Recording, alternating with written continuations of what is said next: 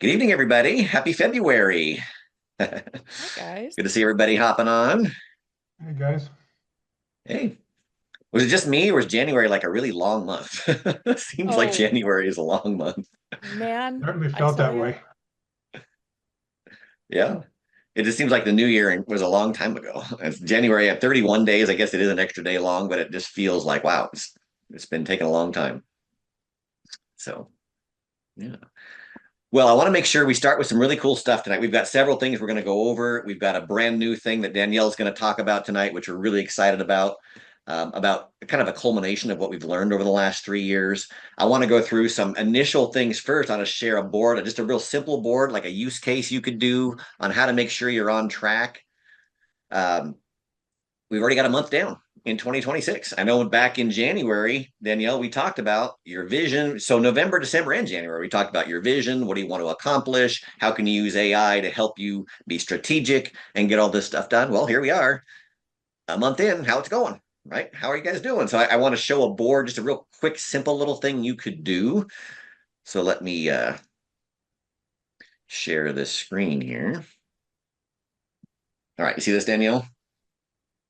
there you are. All right, you see my board. So I just created a persona. We all know how to do that, right? You Hmm. go in here, you can create a persona. I just created a persona that was a strategy execution coach. I just said, you're an expert business coach. You're really good at creating strategies and helping clients implement them to get results. I think that was like literally my sentence, maybe two sentences. So it creates this persona. So that's an easy thing we can all do is create a persona in a canvas, right? We all remember how to do this. Go to a canvas, start a new board. You have your chat. So I asked my chat at the beginning, I just said, hey, this is an actual real example from an agent that I coach here in Boise, Idaho. So I just used their numbers and plugged in what I said. So, okay, my 2026 goal as a real estate agent is to close 40 transactions from online leads. This person closed 39 last year from online leads. And they want to add an additional 10 closings from sphere of influence.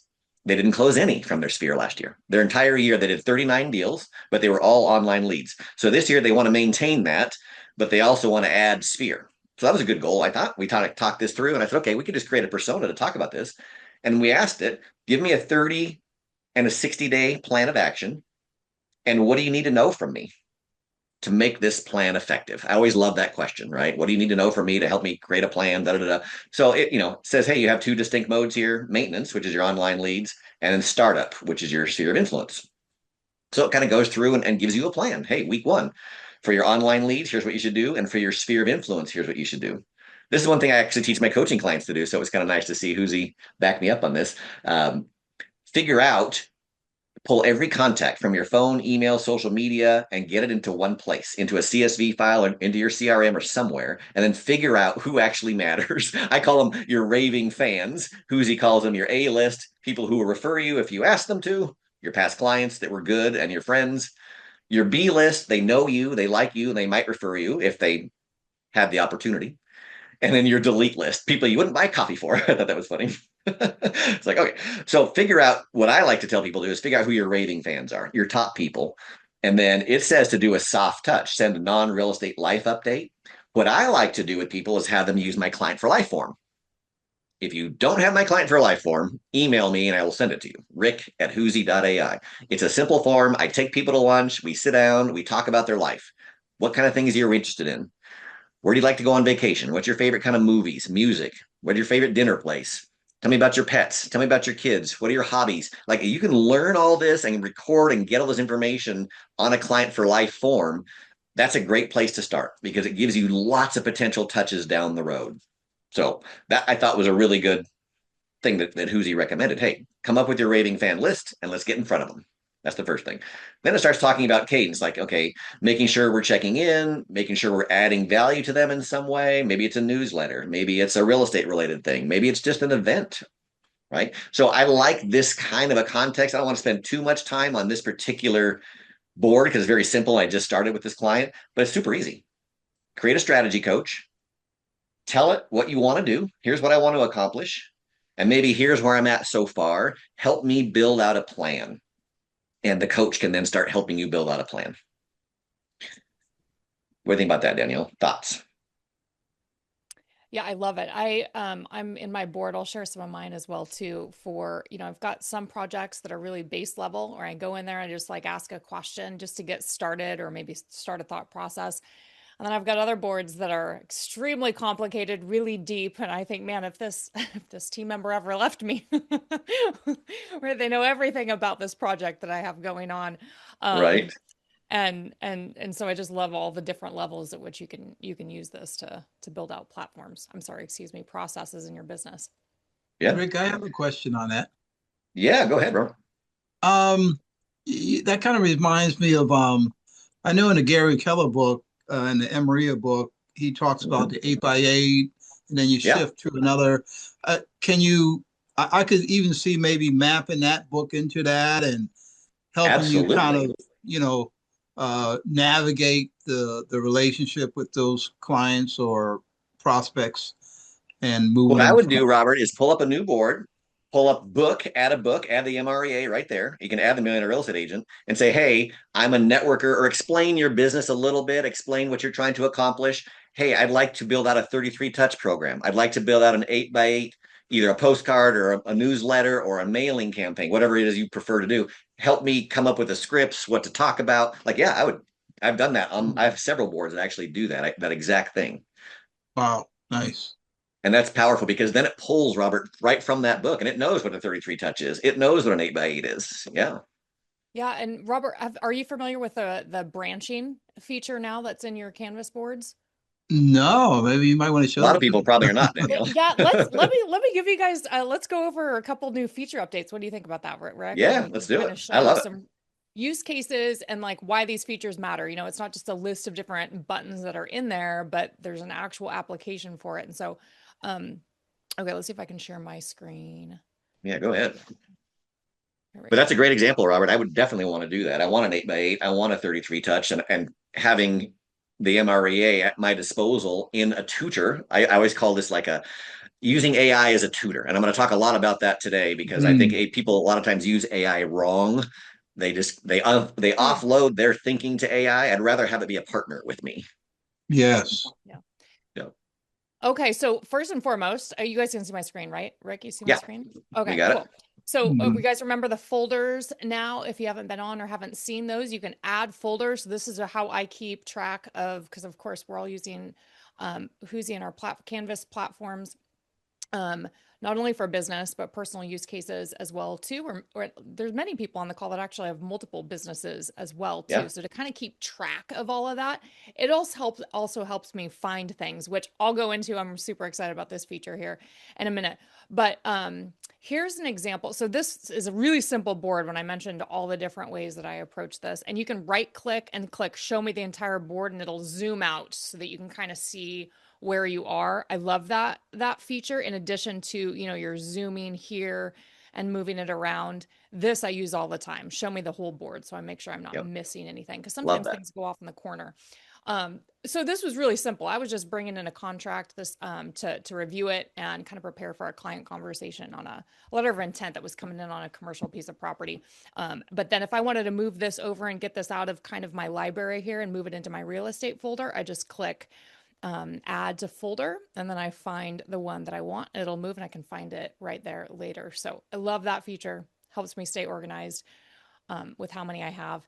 Here is on the opposite side of the spectrum, like a bigger project I have. Look, it's going to even take a second to To load. load it. Yep. But if I zoom out and say, okay, show me the entire board, you can see there's a lot here. I now have even parsed out conversations and put them over here, kind of in the corner with a little sticky note that this is what I was working on before, a plan was changed or something like that. Earlier steps in our process so I can kind of keep track of, okay, I'm setting those over here. I might want to revisit some of these because they did build and inform where we currently are, but I don't need them, so I keep them out here. But what made me think about this, Robert, is what I want to show you. Here's an example of where I am in a project, and I've got all these books that are informing, like an initial build out. But then I've got Hermosi's books for another part in my process, right? Does that make sense? So I might be working on sales copy and things like that in one aspect. Don't we all love the Challenger sale, from impossible to inevitable? So all of these books, more in building, and then we move to more kind of sales copy and offers and things like that. And so I have different clusters of books that all attach or unattach depending on where I am in my process, my Hmm. project.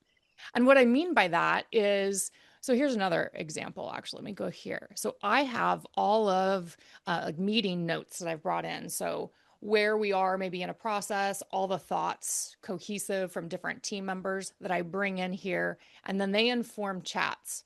But then we may branch off and change to a different project. And so I want to like remove those influences or add them. Maybe they're different team members. I'm meeting with a marketing team, right? So that's for a different project. So I won't have those attached to maybe our sales team meetings or chats. Um, in So you've addition got a to lot of that, things going on one board, Danielle. a One board, lot. multiple chats, multiple clusters of books and files that you're talking to. So it's the you're just kind of thinking out loud on the canvas. Yeah. And then so I might get to a certain point in the project, and then I say, okay, so now I actually want to spin off and create some content for social based on where we are in this project. Now that's kind of a marketing lens. This is different. I don't want it in my master chat as I'm building out this process for our company, but I do need to spin off for a second, work on some marketing. And that's, I think, the perfect use case for this branch feature. So if you see right here, I hovered over it, it says create a new branched chat, messages and the connected elements will be preserved. So when I click this, what it'll do is it'll create a copy. It'll hide all of this context here. Hmm. So I still preserve my other conversation, but now I can say, oh, okay, this one is specifically now for a marketing focus. Now I So you can might go in bring a in, different direction without messing up your current line of thinking. You can try out another direction in a new thread that knows everything in that other thread, but you can do it. If you don't like it, it's fine. The other one's already there and untampered with. exactly. So imagine like if you had your entire company in a State of the Union address and they were all informed of this, and then your team broke up to their individual specific specialties. You've got marketing or Roles. sales, so it's so you can branch your chat off in that way. They still stay informed because they had all that information, but now they're kind of off in their own project. So I love this use case, and this was obviously spurred by people actually using it and us seeing how they're getting in and empowering their teams and their Hmm. their current And workflows I use with it, Robert, this. personally. And Daniel, I use that personally. Like I'll get, how many times have you guys been in a chat? You've been talking and iterating and you go down for a while and you've got some really good stuff. You're like, okay, I like this. I want to get back to this. But then a new idea pops into your head and you put it in there and it's like, oh, it doesn't really go with what I've been talking about, and it doesn't end up really the way I like it. Well, now it's messed up my whole thread. So the idea is to like, Hmm. oh, if I have a new idea, like I'll click the branch feature, it starts a new thread that already knows everything that I've done in the previous thread, but I can try it and see if I like the iteration process, if I like where it's going in this new thread. If I don't, I'll just delete it. If I do, now I've got this whole new thread, but it didn't tamper with the original one that I was really liking, if that makes sense. Yeah, Mm-hmm. sure. Mm-hmm. Hmm. And then Okay. we also have an incredible search feature. So we've had search for a while, but it's even more enhanced now, which I love. I use this all the time. So again, if you have boards that deep and you're deep in thought process or chats that are really long, sometimes you recall having a conversation, right? And a certain project you were working on, but where was that? And was it really organized or is it on some? So here's a really good example. I bring up my kids all the time. I use Huzi. It's like Huzi is my child therapist and Your family therapist, Danielle. Yeah. support team for me and my husband as I've got preteens and stuff. So the other day I was like, okay, we had kind of a breakthrough moment when we leaned on our Canvas board as our family therapist. But I wanted to revisit that chat, and I thought it was probably in a moment where I wasn't all that organized. I was just like, help me out. So I do recall saying my kids are in piano. And I was trying to figure out how to balance and get them to listen and stuff. But I remember the keyword was piano. So type this in here And now you have your search feature, which will, yes, search all your boards. So is it in SparkPad? Is it in Canvas? Did you post something in the community, right? Maybe you went to other Mm. Huzi members to talk about it. But I can see, yes, this is it right here. We're feeling like our kids need a wake up call. That was the conversation. So now with this enhancement, not only can I find that, but when I click it, it will open up the specific Canvas board it was on, and it'll scroll to where it was in the conversation. That's really Wow. cool. I Nice.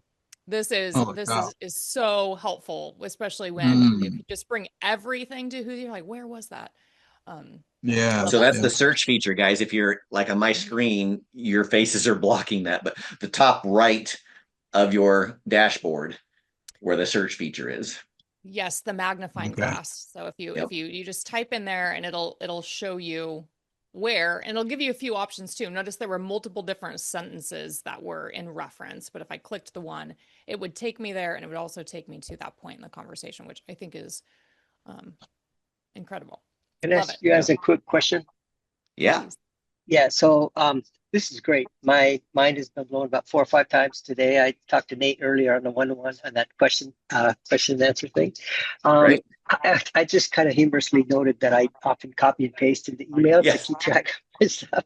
And Yeah. I've been using SparkPad a lot more than Canvas lately. I don't know why, but this shows me I don't need to do that, obviously.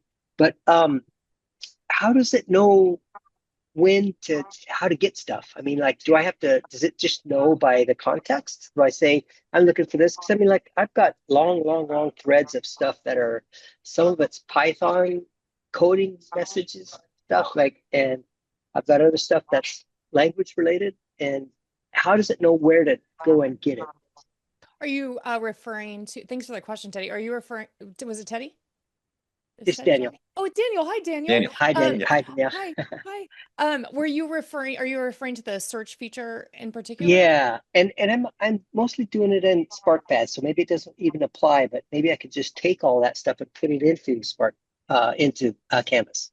So the search feature is really just searching for the location of maybe where you were having that conversation. So it's searching keywords. So Keywords, Okay. Daniel. It's a keywords. Yeah, global search exactly. for your entire Huzi platform. Searches Oh SparkPad, wow. searches Canvas, searches Oh, okay. community. Anytime you've typed in Oh, something, awesome. that's where you search that keyword. Wow. Yeah. Okay. Yeah. So if you were just to type in like an idea though, for instance, it wouldn't necessarily look at that. Again, it is looking for keywords, words that they found, but it is searching entire ecosystem. So yeah. Yeah. Yeah, you're Well, right. you'd be I Danielle, just you're said dear to that my heart. blows me away. I'm a Gmail user from a long time ago. I'm just looking here. I have 136,130 emails in my inbox. And I know that stresses some people out. They like to keep things clean, but that's why I have Google and Gmail because I can just use the search feature. So if Danielle emailed me 10 years ago, I can find it. Right. It's like I don't obviously I delete things that are garbage or not pertinent to certain stuff. But if I've ever had a conversation meaningful with a client, with a business colleague, with a friend, I just save it. I don't categorize stuff. That's what search is for me. I just use the search feature. And Huzi has that, Daniel. hmm hmm Yeah. Now, Rick, yeah, quick question. Yeah. That client for life, was that something that you generated, or was that something that you're able to research, or we could probably pull off from doing some research of our own? You could make one of your own pretty easily. It's a Word doc that I created back in 1994. Literally, I Oh, created okay. this in 1994 for when I started in real estate because I started in real estate 31 years ago, and I was like, okay, I'm going to do this for a career, not just a short-term job. I need to like remember things about my clients that are pertinent and things that are important. Mm, So I started doing it like it's just the top half of the sheet is data, their name, their email, their phone number, their kids' yeah. names, their birthday, their anniversary, their spouse's name, the spouse's birthday, all that kind of stuff. Then the bottom half of the form is just all those interest drop. And you could develop your own, Yeah. but if you want mine, I'll So just that's send it to something you. that It's a simple Word sound, doc. sound, it sounds like something you could ask ChatGPT to just help generate, client history or client info Yeah, just ask for. Huzi and have it help you with it. Absolutely. Yeah, who's the up? Yep. Okay. Yep. Here's the key, though. I will say this after 30 some years of doing this, it's much more effective if you literally meet with the person face to face and fill the form Mm, out. Because I've had people mm, put it on their website. I've had people email it to people. I used to mail it to people, snail mail mm, with a self-addressed stamped envelope so they could fill it out and mail it back. I've texted it to people, say, hey, you know, fill this form out, you know, take a picture of it, fill out whatever you want, text it back to me. All those things have mixed results. mm. I have Results, yeah. 100% success when I sit down with somebody and fill it out and just have a conversation with them. So I like to Yeah. take people to lunch or take people to coffee and just whip the form out and say, you know what, Robert, this is how I take care of my best clients, people like you. I get to know Mm, them. And I'll tell mm, a couple stories like, you know, I don't drink alcohol, right? So over the years, I think I've gotten 3 bottles of wine in my career as gifts from people, which is very nice, yeah. but I don't drink wine. So it's like, it's like when you get a gift from a corporation and it's not quite it's very thoughtful obviously, but it's not quite you. You know, I want to Mm, personalize gifts to my clients. I want to give them things they yeah. actually care about. So that's what the client for Yeah. life form, I'll tell that story. That's why I have my Mm, best clients fill off this form so I can take care of you at a higher level, and it just works really well. wow. Yeah. Excellent. Mm, Yeah, yeah. Couple other things here we'll go over just to make sure everybody's aware too. So you mentioned that you know what model you want to use depending on kind of the project. And so just recall that you have access to all of those right here. Oh, I lost you guys? Down here, so you can see my screen, right? Hopefully, Rick. Yep, now we can see it. So you can click, and right now I'm using Claude Sonnet for this generation here. But you can use Mm-hmm. Huzi thinking, which is going to be a little bit more lengthy responses, right? A little bit more thorough. And when they're lengthy and more thorough, just know they take longer, right? And so Yeah, Huzi thinking, or think like Huzi fast. And then the other models, you've got access to Gemini Pro, ChatGPT 5.2. That's the thinking model in ChatGPT, and then Claude Sonnet as well too, which I know is kind of a internal favorite of ours. And I love then Claude Sonnet. I was just going to say, if you're going to write content, I love Claude. It's my favorite mhm, by far. mhm, mhm. Um, and then you've got your image generation. So you can click this on too. If you're just in chat and all of a sudden you say, okay, well, create an image for me on that thing we just talked about and we just built out together, you can click that on right here. Same thing with internet search. So those you toggle on and off. And you guys know you can expand this. I use this feature all day long, closing and expanding this so I can Yep. kind of zoom in. Think of it more focus mode than anything else because sometimes these boards are distracting. And then you notice my books here are grouped. So if you're not familiar with that, if you had multiple elements on a board, you can highlight them and then right click and group elements and it'll put it together in a group. And then you can rename them. So, you know, I might have a whole library of things that I like to access if I'm putting together marketing content or something like that. So you can name it that. Or you may group together meeting notes, transcripts, summaries from your fireflies and want to name those a certain date.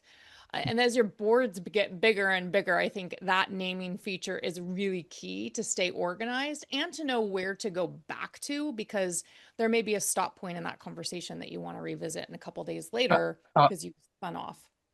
I was just reading the title of one of your books. Yeah, I liked it, Oh, Robert. I yeah. saw that. How to raise kids who aren't assholes. Like, where do I get that book?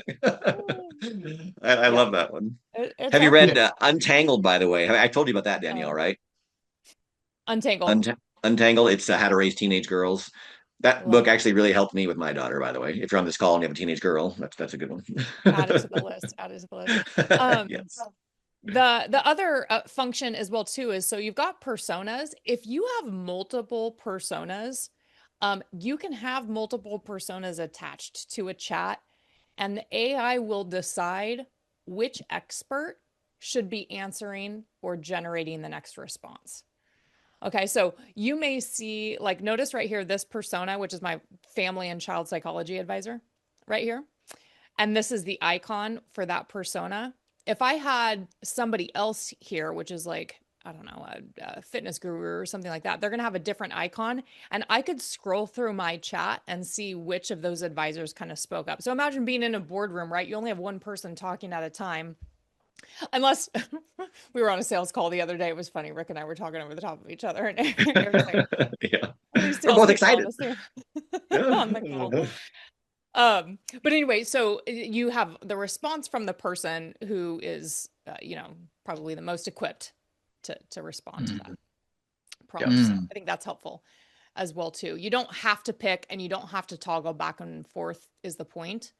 You can have multiple experts involved in a conversation, and that one that is most equipped to provide value is the one that the AI is going to call on.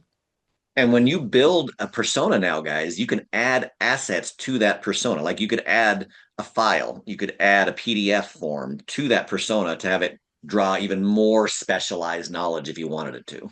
Mm-hmm.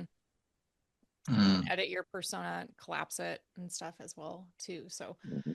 click all the buttons and play around for sure, Yeah. because I think Yeah. you'll probably find some things and some capabilities that maybe you haven't been leveraging yet, which is fun.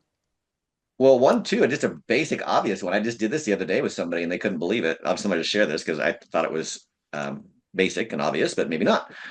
So, a photograph. This is a photograph of an actual listing near where I live. Well, you can just attach this photograph put a photograph on your canvas, right? And then have Huzi talk about it. Can you comment on the specific finishes that you see here? The architectural style, comment on anything that we can do to improve it. So it goes through and it says, yeah, it's a quintessential contemporary craftsman.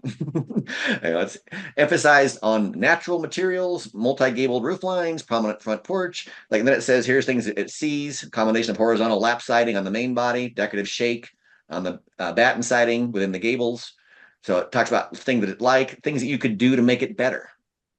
It thinks the color scheme is boring. It doesn't like the lights. It thinks the landscape's bland. So that's just like very simple. You can just put a photo of a property on here and say, hey, what do you think of this? What kind of Mm. roof is that? What kind of siding is this? What do you think of this front yard? It's like, and just have it talk to you. And to me, that's a very easy, simple use case.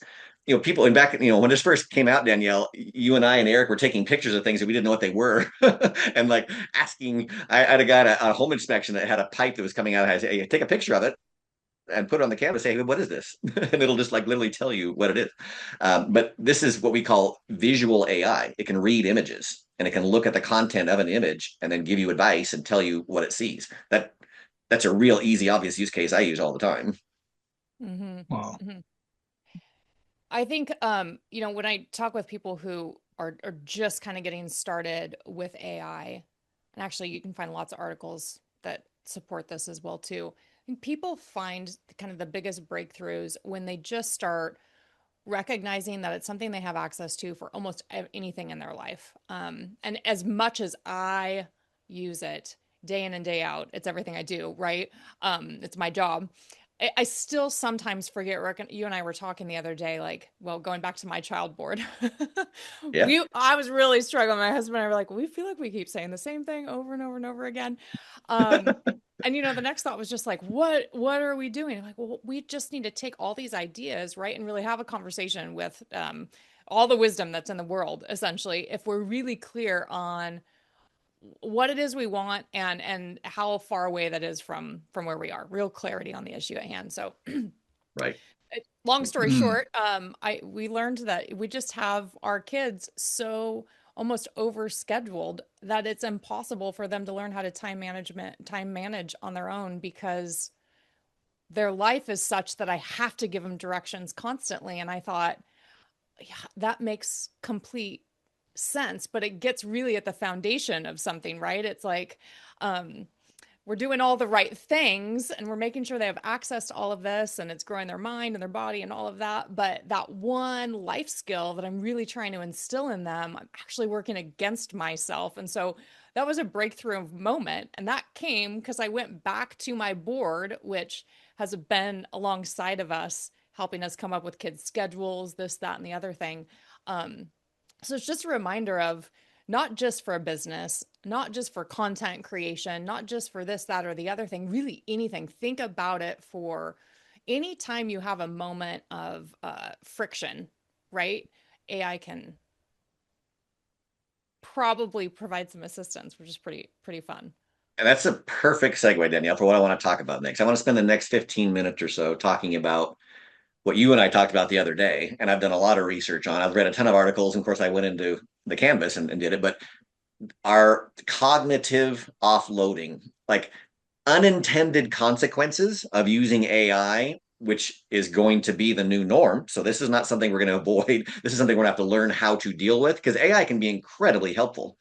AI can help us be more creative.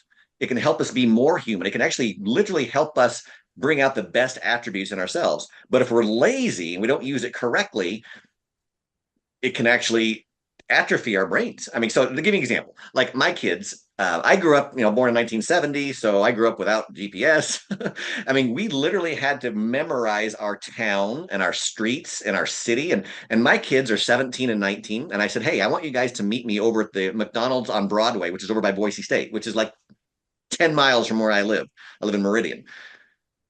They had no freaking clue how to drive and get there on their own without having their GPS or without having the thing in the. It's like, guys, you just go down, you go west on McMillan until you hit Broadway and go south. It's not that hard. Like, so I started thinking about this. And I started thinking, wow, it's like 1,000 little things that we're losing over time that we don't even realize we're losing. So there's a study on London cab drivers. In London, the cab drivers don't get to use GPS. You guys heard about this?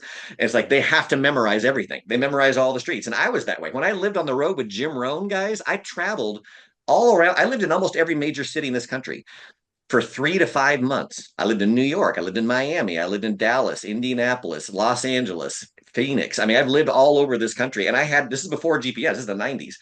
So I had to learn how to get around.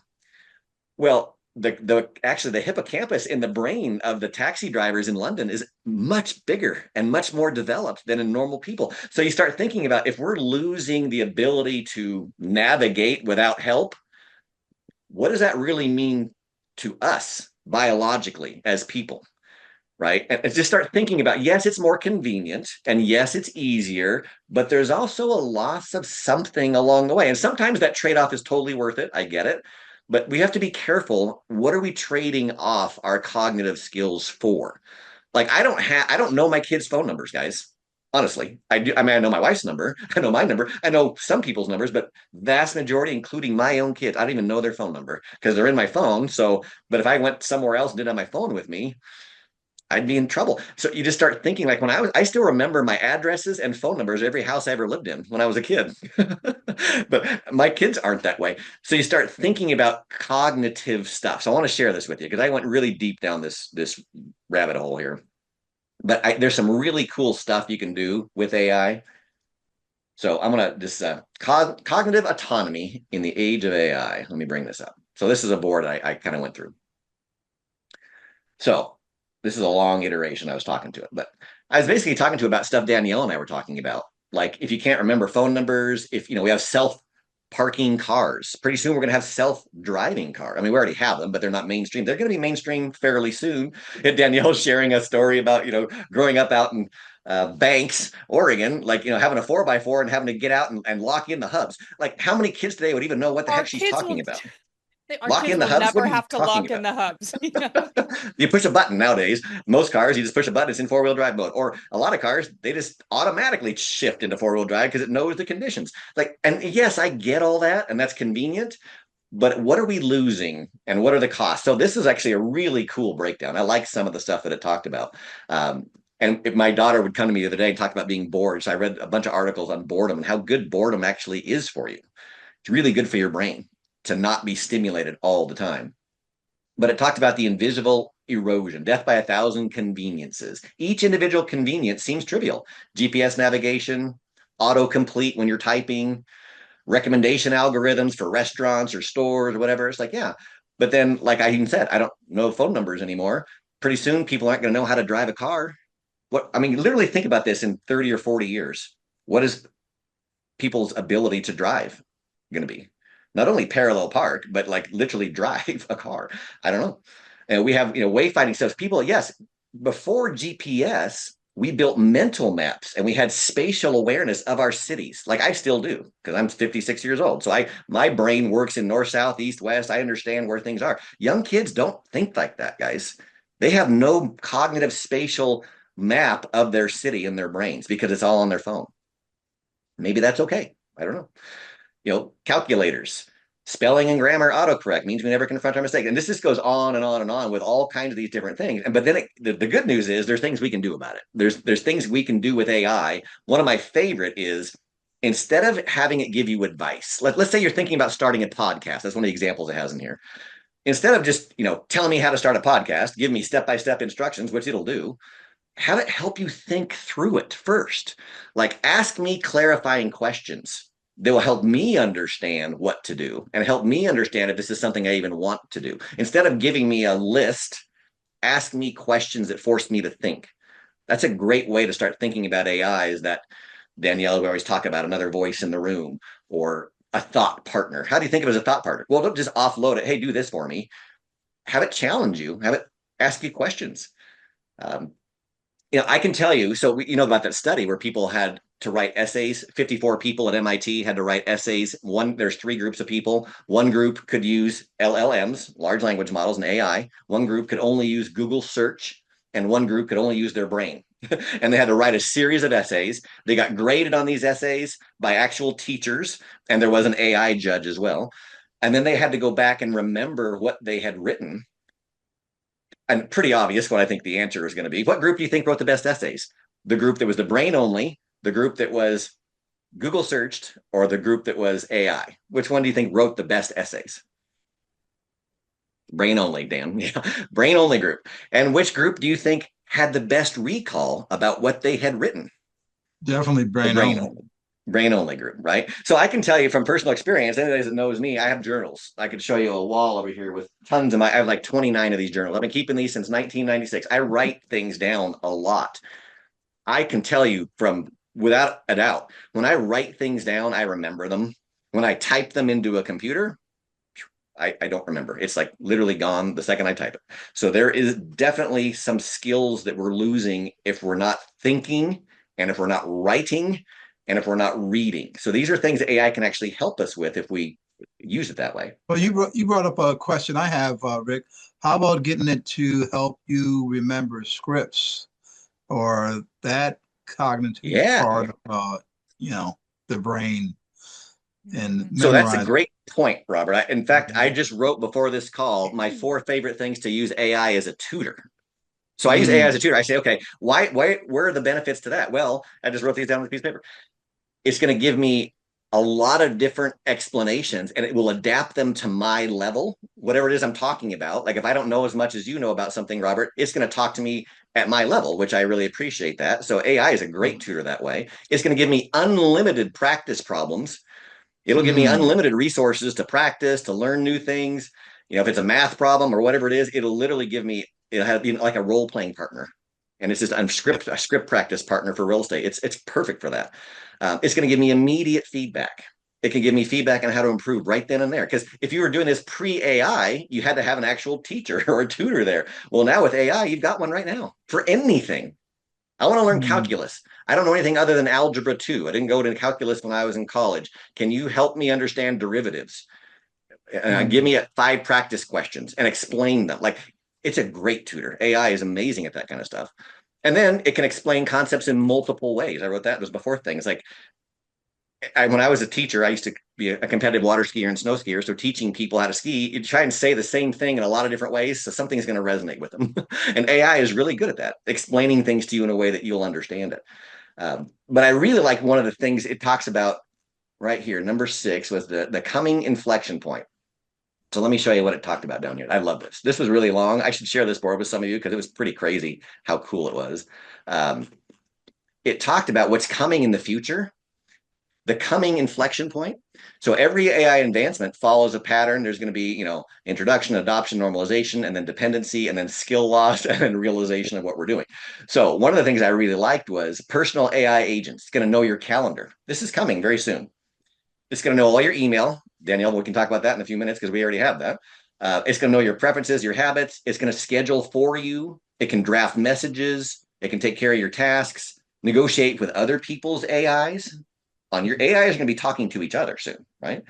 So the game, massive time savings on administrative tasks, reduced decision fatigue. Like you don't have to make all these decisions. It's going to do it for you. You can have a perfect schedule optimization. Well, what's the problem with that? we're going to lose the ability to manage time because we're dependent on this. We're going to reduce practice at diplomatic communication. This is a really big one for me, guys. Loss of serendipitous interactions. That Mm. really hit me hard when it said that. I was like, oh, okay. Because I remember I was teaching a seminar in Portland, Oregon. This is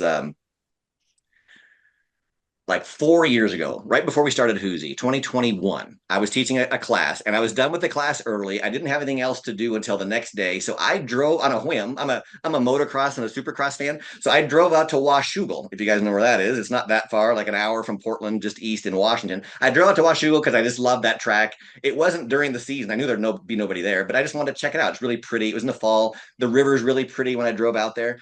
Well, I got there and there was a pro. His name's Ryan Hughes, who actually now is the owner of Washougal's track. I grew up watching Ryan Hughes. He was doing a test for KTM that day. And I was literally the only one there besides Ryan Hughes and a photography crew. And he rode, for like an hour. And I walked the entire track. I watched him from every corner. It's a beautiful track. I mean, if you ever never been to Washougal, it's in the middle of the woods. It's steep hills. That takeaway was that from that whole weekend, that was my favorite part of it. That was more fun than the seminar. That was more fun than going to dinner with people. Like I spent the whole afternoon at Washougal at the track with Ryan Hughes, and I took a bunch of video. I took hundreds of pictures. It was amazing. That's a serendipitous event. So if everything is scheduled all the time, we're going to lose stuff like that. Just like on a whim, I'm going to go do this thing. And maybe that thing turns out to be really cool. Then I started thinking about it like in terms of my son. So my son is a mechanic. He likes to work on cars and engines and planes and things like this. He's going to trade school as a mechanical technician. Well, everybody in his class is a guy. He works at an independent auto body shop where one of my good friends owns it. He's owned it since the 80s. Everybody that works there is a guy. And my son's 19. He's like, Dad, how am I ever going to meet a girl?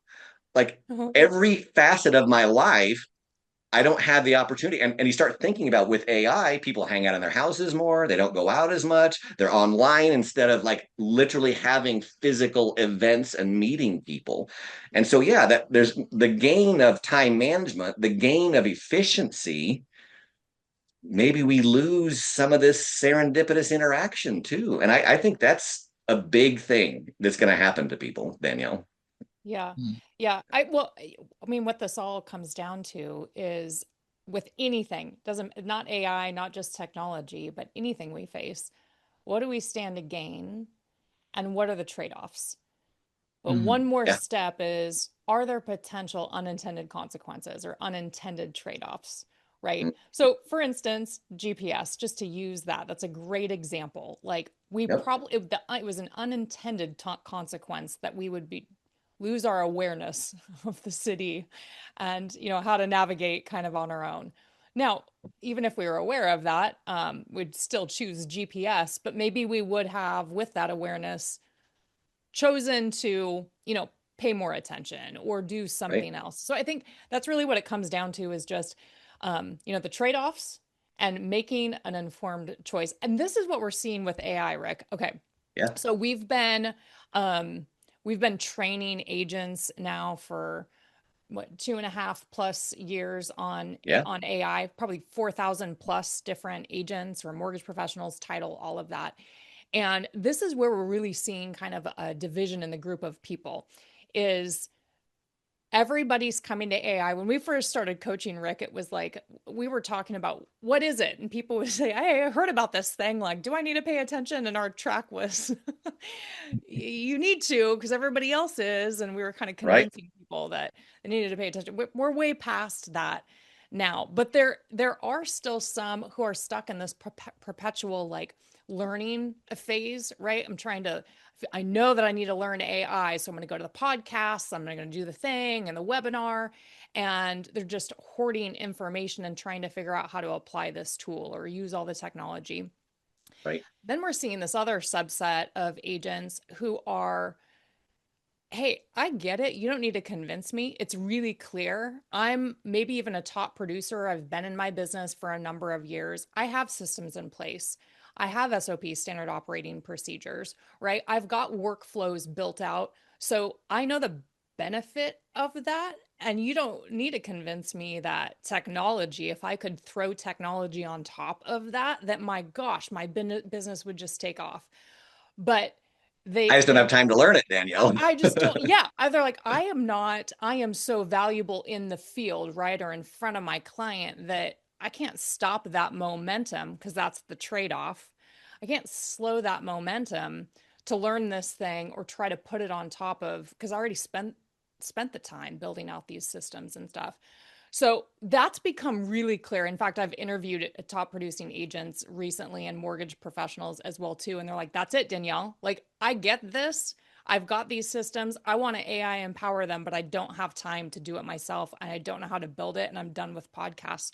So we came up with a solution. We've got projects for Satori for these people now, which is awesome. They're like, I'm done learning. I just want it done for me.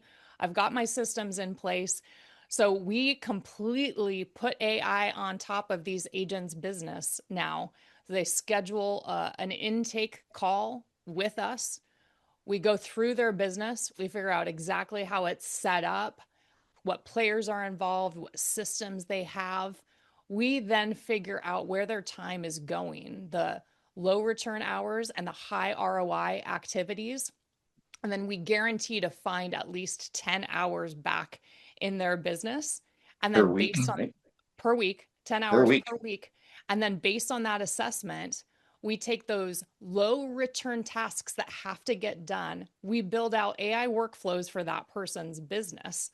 So they're shipped out. This is how they find the 10 hours back. And then we say, based on the historical revenue that your business has generated and where you found success, also what you enjoy most, take those 10 hours, put them here, and you're guaranteed to increase your revenue by 20+% in the next 12 months. So we have this whole now installation that we put on these producers' business. Start to finish, it's 30 days. We guarantee it's $5,000 a complete build out for these agents' business. One-time fee, not an ongoing thing. One time. Yeah. Yeah. We put AI authority. We put together an AI authority page for them as well too, so they can track and make sure that their AEO and GEO is in place. And it all starts with that assessment. So it's you schedule that and just start the assessment. We assess your business and put together an AI powered roadmap for you. So it's pretty powerful. I'm really So excited if you're about it. interested in that, let us know. If you're interested in Project Satori, we would invite you to take the Yeah. assessment and go through it and see if it makes sense for you. If we think we can save you 10 hours a week, we will go forward with it. If we don't think we can, we'll tell you. Actually, that's a really great point, Rick. So I said it's the whole installation is 5,000 to schedule the intake call. So you spend 60, 90 minutes with Huzi and we get all that information. And so to schedule that, it's a $200 deposit. If at the end of that call, we don't think we could save you 10 hours a week or it doesn't make sense, or you don't think that it would work for your business, then we refund the money because it's got to work. It's got to work for you. So it's essentially guaranteed results, which is super exciting. And the people it wouldn't work for, you're new to the business, you're just getting started, you don't really have processes in place, you're not ready for AI anyway. And that's really what this gets at, is that if you don't have a structured business, people are looking for tools for solutions and aren't quite ready for it yet. The tool now at this point should help you build out those processes. And then you want somebody to throw AI onto your business and implement Well, that. so I used to fly RC airplanes and helicopters, Danielle. And so my first RC airplane, I built it myself. If anybody's ever had a radio controlled plane, you get a kit and it takes weeks, if not months, to put this thing together, building all the wings and putting all the struts in place, then doing the covering and using the heat guns. It's fun and it's a cool process. But then, like in the late 90s, they came out with RTF, ready to fly. That didn't even exist until the 1990s, guys. Like Tower Hobbies was the first airplane company that came out with this. Oh, you can just buy the plane ready to go. You just like literally snap the wings on and put the controller in and then go fly in 2 minutes. So that's what I like to buy now is the RTF stuff because I just want to go play with it. And that's what we learned that's what people need in AI. We can show people how to do stuff all day long and they can play with it and they will make progress. But for those people that we kind of, Danielle guessed about 150,000 or more in GCI, they probably have some systems. They probably have some things dialed in, but they probably have a lot more potential. That's what the Project Satori, we're just going to do it for you.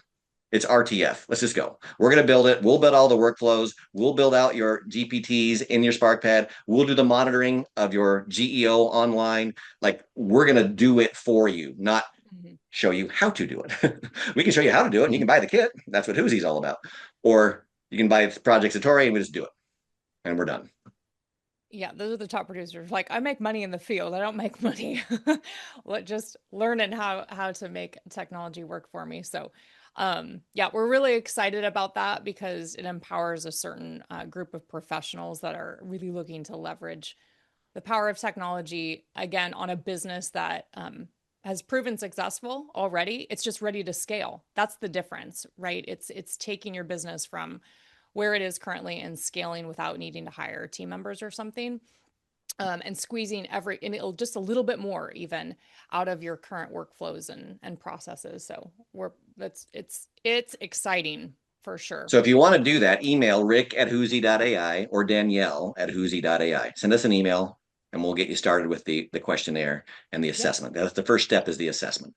But it's a good lesson for you guys, right? We've learned this because Danielle and I have done a ton of talks. We've sold a lot of different things in front of groups of people with AI.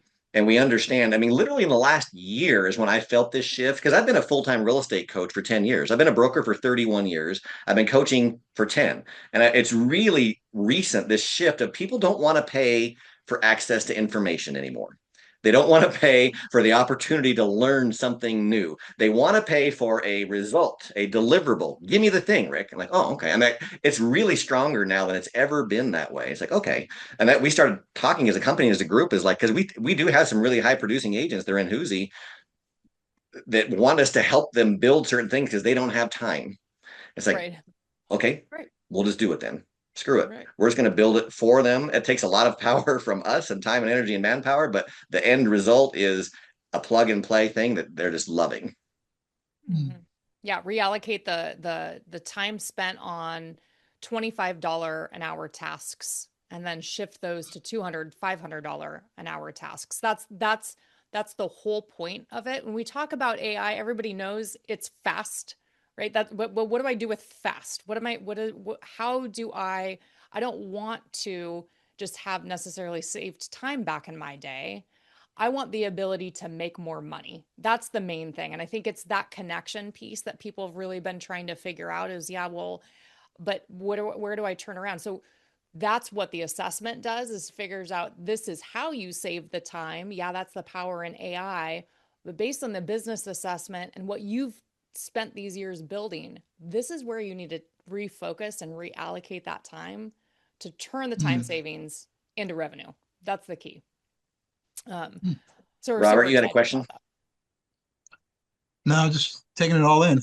Okay. I thought you might have something to say. Yeah, but this is a good lesson, guys. Make sure, I'm going to get to Judy too real quick. But this lesson here real quick is when you're dealing with your customers, I want you to understand what I just said a minute ago. It's really important. Customers don't want to pay for access to information anymore.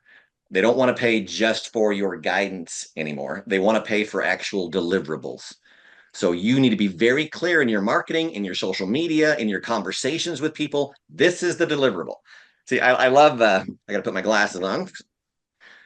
Teddy, I love Teddy's background. We buy houses for cash. Like I love stuff like that. So when I had my big team in Oregon, we were the number 77 team in the whole country, my team, and we had a guaranteed sale program. I will sell your house in 90 days or I'll buy it. Clear, concise. Here's what you get. You like it or don't like it. I don't care. But it was very to the point and it was very clear what my offer was. And I promise you, I got a lot of listings because of that. I had 146 listings at one point at the peak of my career and had 75 pending at one time. So you can build a big business if you're very clear on your deliverable. And that's the motivation behind the Satori project. That's what we're going to do for you. So just want to make sure you got that. Judy, go ahead. I feel a little stupid asking this question. Don't worry about it. No, there's no stupid questions. So with the Satori project, and you're talking about the do it for you, I'm missing something. Like I get it because like let's just use KV Core. I hired somebody to Build out your drip campaigns, probably. and all that. Exactly. Yeah.